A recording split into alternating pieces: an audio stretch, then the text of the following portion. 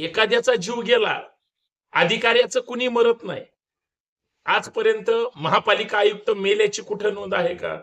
Engineer एखादा मेल्याची नोंद आहे का? कर्मचारी अपघातात मेलाय नोंद आहे का? कारण त्यांना माहिती आहे, ज्या भागात आपण पैसे खातो तिथून सुरक्षित कडीकडीनं जा. मरत कोण? सामान्य माणूस. 1-2 वर्षापासून लोकांची ओरड आहे. पुलाची त्या ठिकाणी वाईट अवस्था आहे, तात्काळ दुरुस्ती करा किंवा नवीन पूल बनवा. प्रशासनाने मनावर घेतलं. तिच्या अंगावरून ट्रक गेल्यानंतर ड्रायव्हरला सुद्धा माहित नाही की ती खाली कशाने. या अपघातांना जबाबदार कोण आहे? ती मुलगी जी घरी आई कधी येईल वाट पाहते दप्तर घेऊन, काय वाटलं असेल त्या मुलीच्या आईला. या सगळ्या गोष्टीचा जर प्रचंड त्रास होत असेल तर या सगळ्यांची लक्तर वेशीवर मांडून या सगळ्या वाईट कामाचा पंचनामा करून, कारण यांचा पंचनामा केल्याशिवाय उपयोग होणार नाही. प्रत्येक गोष्टीत तुम्हाला लुटतायत, प्रत्येक गोष्टीत तुमची लूट होते, प्रत्येक गोष्टीत पिळवणूक होते, छळ होते. या विरोधात कमीत कमी बोलायला तरी शिका. पावसा पाण्याचे दिवस आहेत, रस्ते खराब आहेत, दुर्घटना होत आहेत, कुठं विमान अपघात होतोय, कुठं पूल कोसळला जातोय, काही ठिकाणी पर्यटक फिरायला गेले तिथं बुडून माणसं मरतायत आणि माणसं मेल्याशिवाय सरकार जागेवर येत नाही, प्रशासन जागेवर येत नाही. सध्याच्या तर दुर्घटना पाहून मन इतकं सुन्न पडत चाललंय, सरकारला अजिबात गांभीर्य नाही. आता मी सरकारला का दोष देतोय?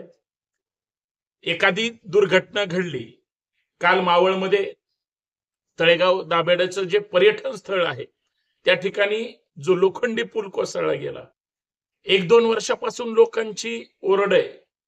पुलाची त्या ठिकाणी वाईट अवस्था आहे, तात्काळ दुरुस्ती करा किंवा नवीन पूल बनवा. प्रशासनाने मनावर घेतलं नाही. कित्येक ठिकाणी धबधबे आहेत किंवा अशी परिस्थिती भयानक आहे की जिथं एकतरी तिथं पोलीस असेल किंवा सुरक्षा कर्मी असेल असणं गरजेचं आहे. अजिबात ठेवला जात नाही. तुम्ही रस्त्याने प्रवास करा. नुसतं मी मुंबईबद्दल बोलत नाही, पुण्याबद्दल बोलत नाही, कुठलंही शहर घ्या. सध्या स्थानिक स्वराज्य संस्थेच्या निवडणुका लांबणीवर पडल्यामुळं सगळं प्रशासक आहे. नगर परिषद असेल, महानगरपालिका असेल, अधिकारी फक्त पैसा खायचं काम करतायत, काम कुणीही करत नाही. पण रस्त्याला खड्डे इतके पडले, विकासाची कामं एकदम खोळंबलेली आहेत.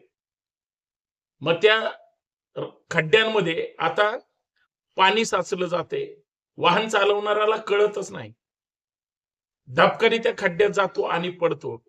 आता हे खड्डे बुजवण्याचं काम कधी असतं? एप्रिल मे 2 महिन्यामध्ये ती कामं पूर्णच करायची असतात. मार्च एंड झाल्यानंतर होतात का कामं? अजिबात नाही. आणि याच्यामध्ये माणसांचे जीव हकनाक जातात. आता एखाद्याचा जीव गेला, अधिकाऱ्याचं कुणी मरत नाही. समजा महानगरपालिका आहे, आजपर्यंत महापालिका आयुक्त मेल्याची कुठे नोंद आहे का? इंजिनियर एखादा मेल्याची नोंद आहे का? कर्मचारी अपघातात मेलाय नोंद आहे का? कारण त्यांना माहिती आहे, ज्या भागात आपण पैसे खातो तिथून सुरक्षित कडीकडीनं जा. मरत कोण? सामान्य माणूस. पुण्यामध्ये गंगाधाम चौकात काल एक म्हणजे 2-3 दिवसापूर्वी म्हणजे मुलांच्या दप्तरांना घेऊन यायचंय ह्या गडबडीमध्ये ती महिला बाहेर पडली आणि गंगाधामच्या चौकामध्येच ट्रक खाली आली. सिग्नल बरोबर नसेल, अचानक सुटला असेल, चौकाची अवस्था सांगायचीच गरज नाही, सिग्नल तोडणाऱ्यांची संख्या भरपूर आहे. त्या महिलेचा ट्रक खाली जीव गेला. म्हणजे तिच्या अंगावरून ट्रक गेल्यानंतर ड्रायव्हरला सुद्धा माहित नाही की ती खाली कशाने. या अपघातांना जबाबदार कोण आहे? ती मुलगी जी घरी आई कधी येईल वाट पाहते दप्तर घेऊन, काय वाटलं असेल त्या मुलीच्या आईला. ह्या सगळ्या गोष्टी तुम्ही कशाशी, अपघात कशामुळे होत आहे? सिग्नलची यंत्रणा बेकार आहे, ट्रॅफिक जाम प्रचंड होत चालले. तुम्ही कधी दक्षिण पुण्यामध्ये या, कात्रज असेल, भारती विद्यापीठ परिसर असेल, दत्तनगर असेल, 12ही महिने ट्रॅफिक इतकी जाम असते. झटभर काम करतात एवढं एवढं. इकडे रस्त्याचं काम आहे, तिकडे खड्डे खणले, पुलाखालून पाणी जातंय. लोक तिकडली जगतात कशी आणि ट्रॅफिक जाम मध्ये रोज अडकतात कशी, याचीच दररोज मॅच सुरू असते. प्रशासनाला देणं घेणं नाही. तुम्ही सगळ्या उपनगरांमध्ये जा, इतकी बकाल अवस्था आहे, इतका पाऊस पडलाय, पावसाळा अजून सुरू व्हायचा आहे, पण तरी सुद्धा रस्त्याची कामं एवढी बेकार झालेली आहेत. मुळात रस्त्याची कामं झालेली नाहीत, फक्त न काम करता पैसे म्हणजे बिल काढलीत आणि काम पूर्ण झालंय सांगितलंय. हजारो कोटीचे मालक झालेत हे महानगरपालिकेचे अधिकारी, आणि अधिकाऱ्यांच्या आशीर्वादाने इतके अनधिकृत कामं वाढलीत की बोगस कामांचा सुळसुळाट आहे. टक्केवारी ह्यांच्या हातात येते, कुणाचं काही जात नाही हो, सामान्य माणूस भरतोय. सरकारकडे येऊया. निकृष्ट दर्जाची कामं आहेत, वेळेवर काम करत नाहीत, लोकांच्या तक्रारी आहेत. प्रशासन दखल घेतं का? अजिबात नाही. सगळे हाताची घडी आणि तोंडावर बोट आहे. प्रत्येक प्रशासकीय अधिकारी कुठल्याही खात्याचा असू द्या, संबंधित मंत्र्यावर अवलंबून आहे, आमदार साहेबांवर अवलंबून आहे, खासदार साहेबांवर अवलंबून आहे, मुख्यमंत्री उपमुख्यमंत्र्यांच्या निर्णयावर अवलंबून आहे. बर, हे झालं एका पक्षाचं.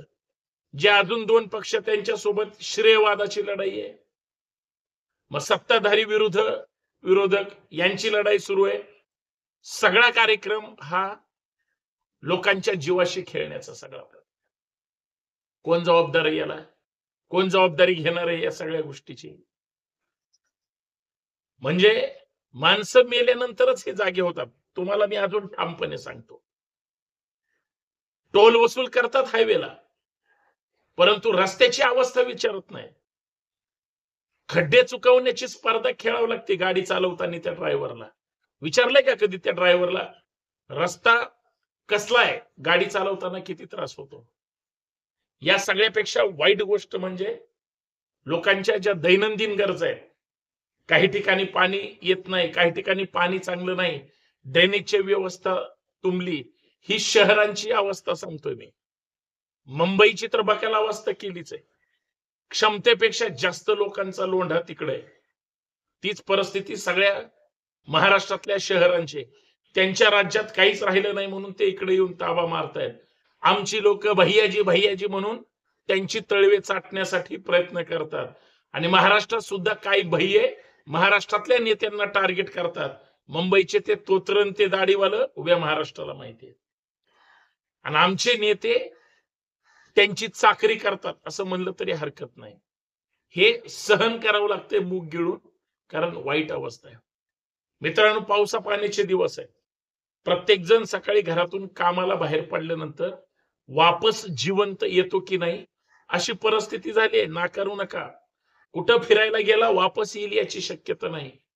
कुठं बाहेर इतर राज्यात फिरायला गेला किंवा परदेशात फिरायला जायचं म्हटलं, आता अंगावर काटा येऊ लागलाय. कुठलीच यंत्रणा सुरक्षित नाही. त्या मोदींना जाऊन विचारा, फडणवीसांना जाऊन विचारा, कुठे आहे तुमचा विकास? तुम्ही कधी पुणे फिरायला आले? मुंबई फिरा एकदा. पुण्यात जर तुम्ही फिरायला लागले तर तुम्हाला स्मार्ट सिटी शोधावी लागेल गुगलवर. प्रत्यक्षात पाहायला मिळणार नाही. कचऱ्याचं पुणे, खड्ड्याचं पुणे, विचित्र वाहतुकीचं पुणे, भ्रष्टाचाराचं पुणे. सिग्नलला तर 5-5 आणि 7-7 ट्रॅफिकवाले उभे असतात. एका सिग्नलला एवढं उत्पन्न मिळतं का? यांच्या पगारी पोसायचं कसं यांना? काय गरज आहे प्रत्येक सिग्नलला एवढे पोलीस उभा करायची? वसुलेच तेवढे करतात, लपून बसतात असं आडबाजूला. आणि आलन सापडला की त्याला कसं त्याच्यावर झाप मारू, जसं काय तो गुन्हेगार आहे. आमची यंत्रणा गुन्हेगारांच्या पाठीमागे पकडायला किंवा त्यांच्यावर वचक निर्माण करायला नाहीये, सर्वसामान्य लोकांकडून पैसे वसूल करायला. जनता महागाईनं बेरोजगारीनं सगळ्यांनी त्रस्त आहे. तरी जातीवादी मुद्दे आणून आमच्या लोकांना भरकटलं जातंय. आणि मी जी काय आतापर्यंतचे मुद्दे सांगितलेत त्या सगळ्या मुद्द्यांपासून कसं पळवाट करायची याचा राष्ट्रीय कार्यक्रम सुरू आहे. मित्रांनो, माणसं म्हणून मी तुमच्याशी चर्चा करतोय. माणूस म्हणून मला या सगळ्या व्यथा मांडाव्या वाटल्या म्हणून मांडायच्या. कधी धर्माच्या नावावर भडकवलं जातंय, कधी महापुरुषांची बदनामी केली जाते, कधी जातीच्या नावावर विद्वेष पसरवला जातोय.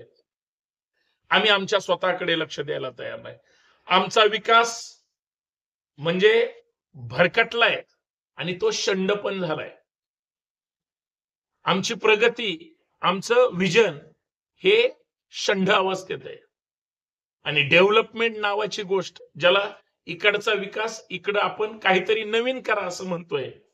हे म्हणतात digital India, make in India आणि अजून काय काय इंडिया. प्रगत यंत्रणा असून सुद्धा लोकांची मागणी आहे ज्या गोष्टीची, त्याच तुम्ही करू शकत नाही. आणि जिथं कुणीच मागणी करत नाही तिथं मात्र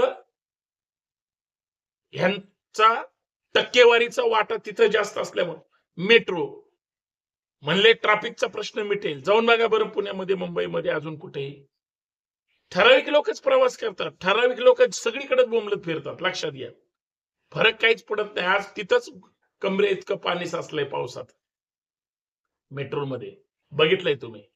हा सगळा विकास भरकटल्याची चिन्ह आहे.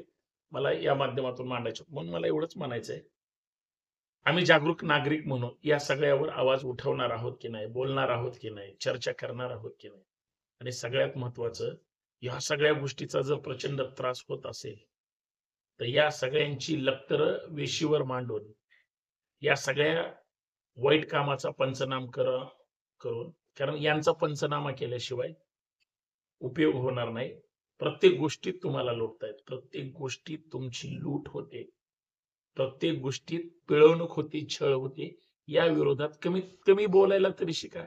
तुमचा लाडका, तुमचा लाडका, तुमचा लाडका म्हणून त्या नेत्यांची तळवे चाटण्यापेक्षा, भले तुम्ही सत्ताधाऱ्यांचे जरी अंधभक्त असलात आणि त्रास तुम्हाला होत असेल तर गप बसून मूग गिळून शंढासारखं बसण्यापेक्षा पेटून उठा आणि कमीत कमी त्या विरोधात बोला तरी.